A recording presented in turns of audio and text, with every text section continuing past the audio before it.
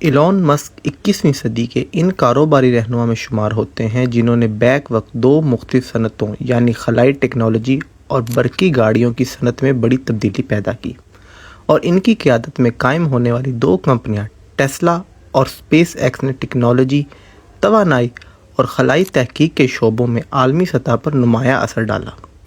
Elon Musk 28 جون 1971 کو جنوبی افریقہ میں پیدا ہوئے۔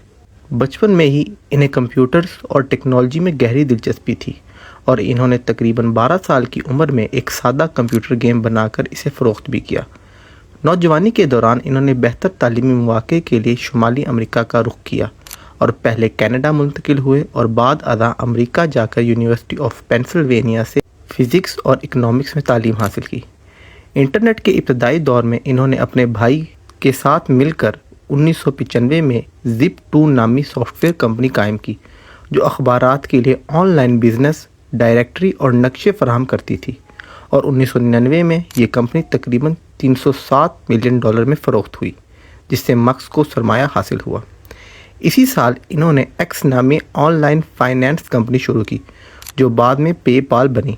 اور 2002 میں اسے ای بے نے تقریباً $1.5 ارب میں خرید دیا۔ اسی سال یعنی 2002 میں ایلون مسک نے اسپیس ایکس یعنی اسپیس ایکسپلوریشن ٹیکنالوجی کارپوریشن کی بنیاد رکھی،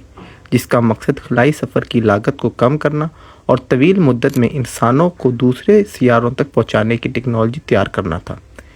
اس وقت تک خلائی صنعت زیادہ تر سرکاری اداروں جیسے ناسا کے زیر اثر تھی اور نجی کمپنیوں کا کردار محدود تھا۔ اسپیس ایکس کی ابتدائی سال مشکل تھے کیونکہ راکٹ ٹیکنالوجی کی ترقی انتہائی مہنگی اور پیچیدہ تھی۔ کمپنی نے فیلکن 1 نامی پہلا راکٹ تیار کیا جس کی پہلی لانچ 2006 میں ہوئی، لیکن یہ کامیاب نہیں ہو سکا۔ اس کے بعد 2007 اور 2008 میں مزید 2 کوششیں بھی ناکام رہیں۔ ان ناکامیوں کے دوران کمپنی کو شدید مالی دباؤ کا سامنا کرنا پڑا اور کئی مبصرین کو لگ رہا تھا کہ اسپیس ایکس زیادہ عرصہ نہیں چل سکے گی،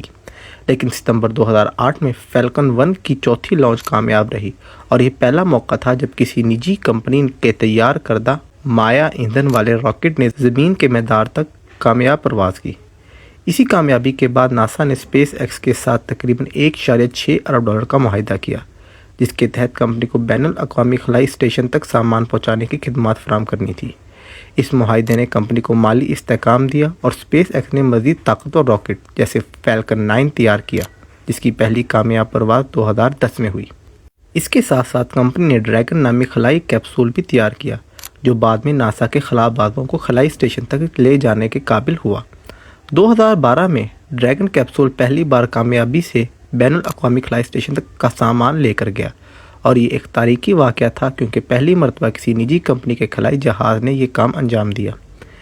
بعد کے سالوں میں اسپیس ایکس نے دوبارہ استعمال ہونے والے راکٹ کی ٹیکنالوجی پر کام کرنا شروع کر دیا، اور 2015 میں فیلکن 9 کے پہلے مرحلے کو کامیابی سے زمین پر واپس اتارنے میں کامیاب ہوئی، جس سے خلائی سفر کی لاگت کم کرنے میں اہم پیش رفت ہوئی۔ اسی دوران ایلون مسک ایک اور کمپنی کے ساتھ بھی گہرے طور پر وابستہ تھے، جس نے توانائی اور ٹرانسپورٹ کے شعبے میں تبدیلی پیدا کی۔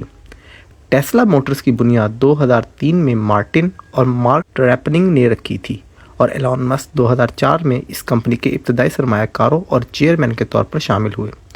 ٹیسلا کا مقصد برقی گاڑیوں کو عام استعمال کے لیے قابل قبول بنانا تھا، کیونکہ اس وقت زیادہ تر برقی گاڑیاں کم رفتار اور محدود فاصلے تک چلنے کی صلاحیت رکھتی تھیں۔ ٹیسلا نے اپنی پہلی گاڑی روڈسٹر تیار کی جو 2008 میں مارکیٹ میں آئی، اور یہ لیتھیم آئن بیٹری پر چلنے والی اسپورٹس کار تھی جو ایک بار چارج ہونے پر تقریباً 390 کلومیٹر تک چل سکتی تھی۔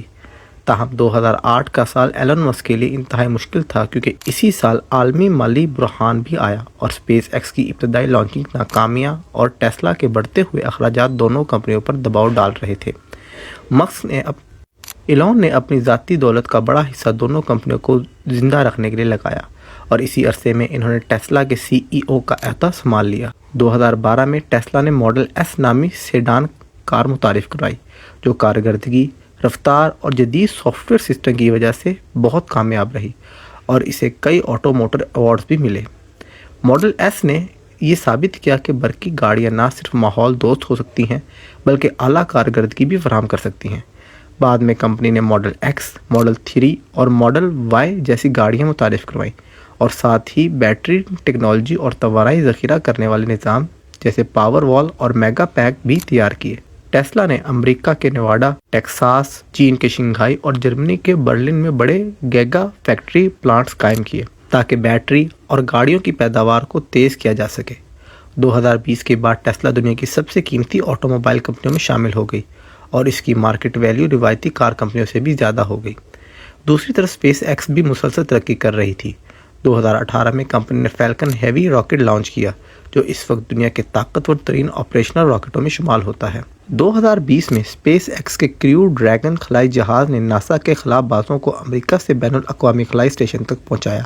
جو 2011 میں اسپیس شٹل پروگرام کے خاتمے کے بعد پہلی بار ہوا تھا کہ امریکہ سے انسانی خلائی پرواز دوبارہ ممکن ہوئی۔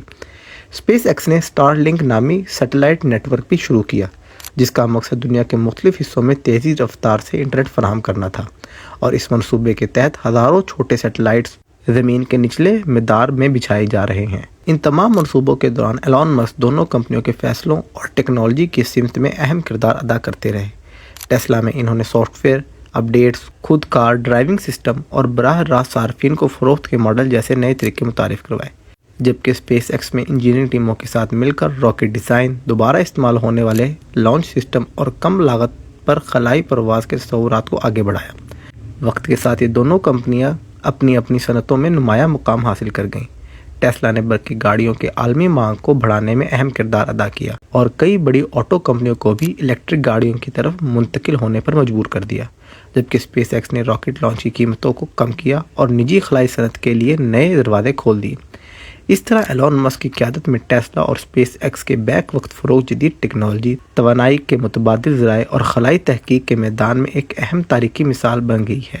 جس نے نہ صرف کاروباری دنیا بلکہ عالمی سائنسی اور صنعتی ترقی پر بھی نمایاں اثر ڈالا ہے۔